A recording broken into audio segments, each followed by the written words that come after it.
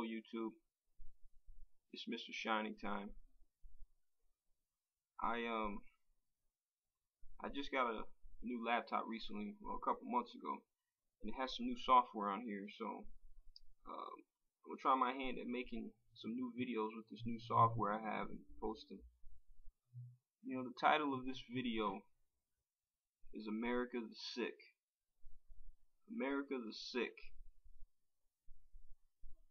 Over the last few months really, you know, things have been happening in this country, in this nation, that just show how sick we really are. And I'm not excluding myself. I'm right there in it. I'm a product of the system. I'm just as sick as everybody else. I guess the only difference is I'm willing to admit it because I can recognize it.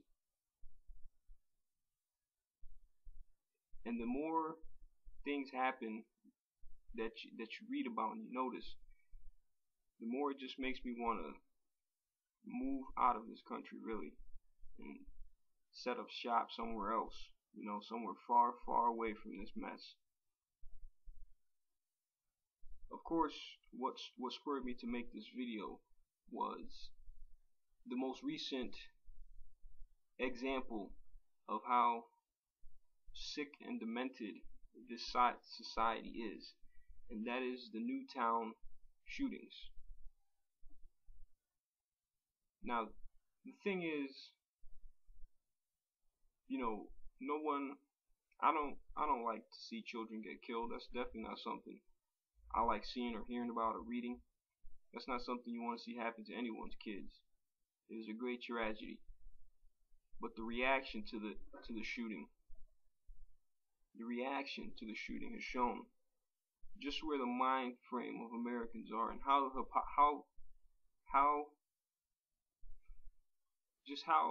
hypocritical we are as a country, as a people.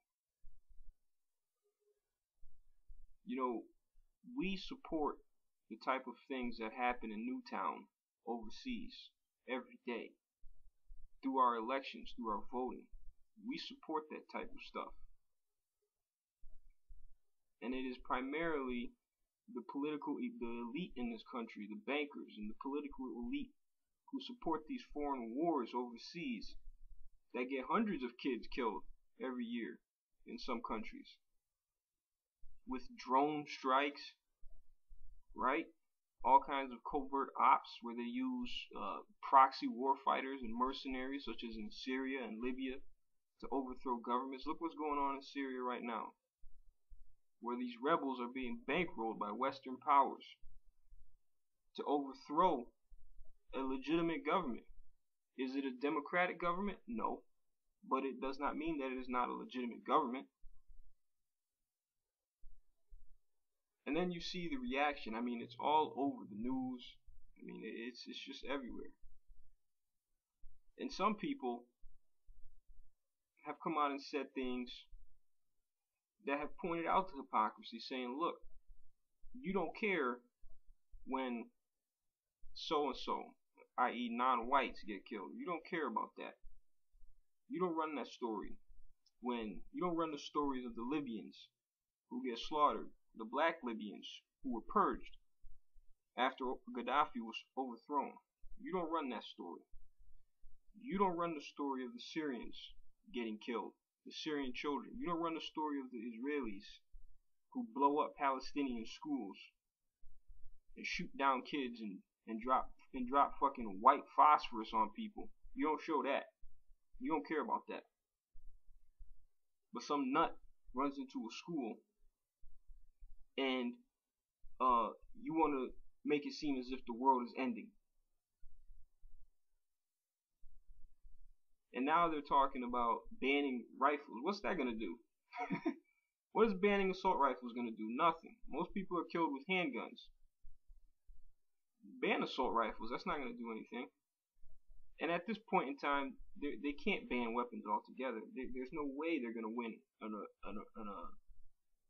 in a legal battle to abolish the Second Amendment, the right to bear arms. There's no way they're going to get that through. It's just not going to happen. There's just too many people in this country who own guns and who like guns. And as far as the African American is concerned, from your perspective, you had better be out there and make sure that they don't get those bans on weapons. Because when the shit hits the fan, your black ass is not going to have any weapons to defend yourself. It's going to make you that much more vulnerable. So you had better make sure that you support the movement to keep weapons legal. Because as America continues a very slow decline, no matter what the people say in the political sphere, we are experiencing a decline in this country, economically, socially, and I don't want to say morally, because I mean, what does that even mean? Are we more moral today than we were in the past? I don't know. Possibly, possibly not. But the reality is that this country is on a decline, economically at least. And the only reason why we are still living a happy and relatively calm existence right now is because we have printing presses and we can print as much money as we like. And we have a gigantic military to bully people all over the world to ensure that they give us the resources we need. And so now the American public is soul searching and thinking about how to prevent such violence from happening again. But this is America. America was born through violence. America has built and maintained its position through violence. Through violence against all types of people. We are a violent nation. Our imagery is violent. Our entertainment is violent. Our music is violent. Our sports are violent. We love violence. But what we fail to grasp as Americans is the consequence of violence. Violence has become cartoonish. We've become desensitized to it because it's everywhere. Look at the blockbusters in theaters. Movies that are incredibly violent where people go on rampages, killing dozens and dozens of faceless individuals. And it's meant to generate a sort of comedic feeling, you know? It's funny seeing people get blown to pieces with anti-aircraft guns. You know, that entertains us. But when the reality hits, everyone acts shocked. Like, how could so horrible a thing happen? You only need to look into the American past to see how sick a mentality we have and how violent this country has always been.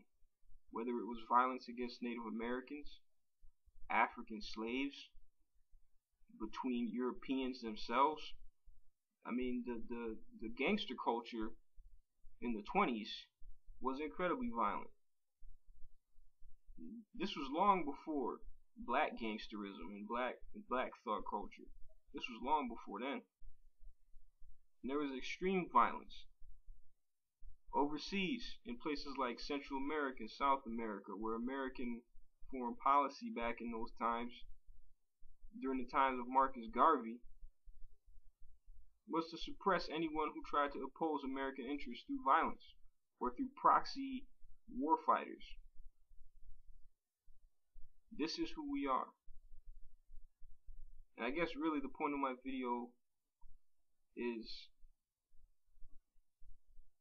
no, this person is not an anomaly. This person who did this, Adam Lanza, whatever his name is, he's not an anomaly. He is a product of who we are. He is a product of the system. A system of hate. A system that over medicates its people, that rather lock everyone up for minor offenses and breed more criminals rather than try to rehabilitate people. That is the system we are in. So don't talk about him as if he's some kind of anomaly. He's not. There are countless people like Adam Lanza in the American military. I've seen them. I've met them. And they have done these sorts of things to people's children over in Iraq and Afghanistan. But you don't care about that because it's done in the name of the American people. It's done in the interest of us living our nice, cushy lives. He is, I mean, I don't know what further to say about it. You know, this whole thing is, it's tragic, and it's just a terrible commentary on who we are as people in this country. And I'm a big fan of Prophet of Doom and his videos. You know, I've come to see this country in a whole different light because of his videos. And I agree with his message that, you know, this society is something that should not exist. It's something that is a crime against humanity. It is a crime against countless numbers of people who are now extinct, who no longer exist, so that we could be here, so that we could live in this system of overconsumption, greed, and cold-hearted exploitation. That's who we are. And I'm not excluding myself. I'm no different.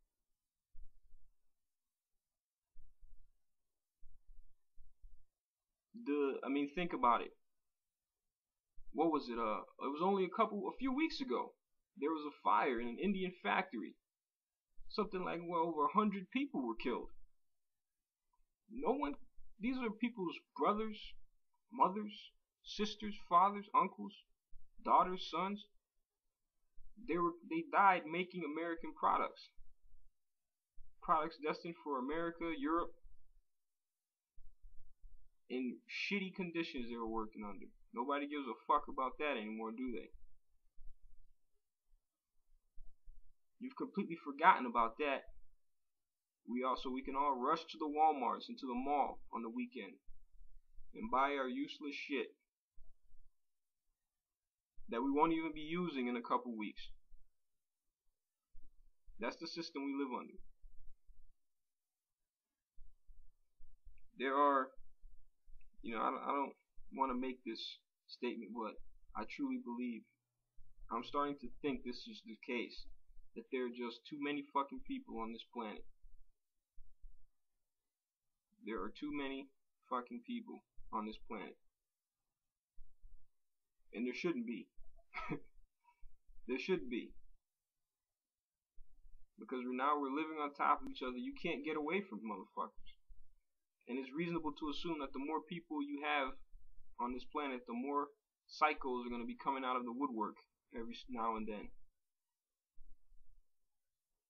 So, this nation has a lot of soul searching to do. A lot. And we have to reevaluate how we look at violence and the type of things we do to other people overseas, and how that comes back to us, and how we react when those same things happen to us. But of course, in a few weeks, people will get bored of seeing the screaming faces of kids on CNN. They'll get bored of watching funerals of little babies, and life will return to normal, and no one will really even remember. And then maybe in a couple months the same shit will happen again. But you know, we gotta worry about college football and the Super Bowl, and you know, what Kim Kardashian is wearing today. That's all I gotta say. I don't want this video to be too negative, but what else can you say? What else can you do? Reflecting on this society. That's all I gotta say. Thanks for listening.